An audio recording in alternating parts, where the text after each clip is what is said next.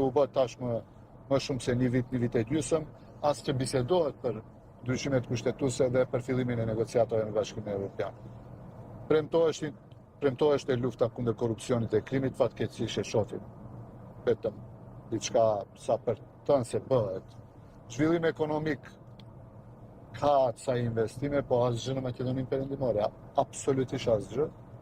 Dhe premtimi 4 që e kishim si vlem ishte që do të kemi decentralizim. Fatkeqësisht tash po përgatitet një ligj i cili nuk do votohet prej shumicës së deputetëve shqiptar, i cili është ligj më centralizues për komunat. Vetë dhënia e parave për komunat prej shtetit, do të thonë është centralizim.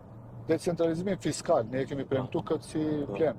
Po premtonim mbylljen e kazinove, ku janë mbylljet e kazinove. Përfaqësimin e shqiptarëve në për institucione, ne mund të themi kështu ashtu, po ja, njerëzit që na shohin dhe punojnë në për institucione shtetërore, çdo kund të tregojnë se përfaqësimi i shqiptarëve tash në këto punësime, nëse janë punësuar 12.000 njerëz prej qeverisë, prej krijimit të qeverisë së re, nuk janë as 10% shqiptar, ma pak se 10% janë shqiptar.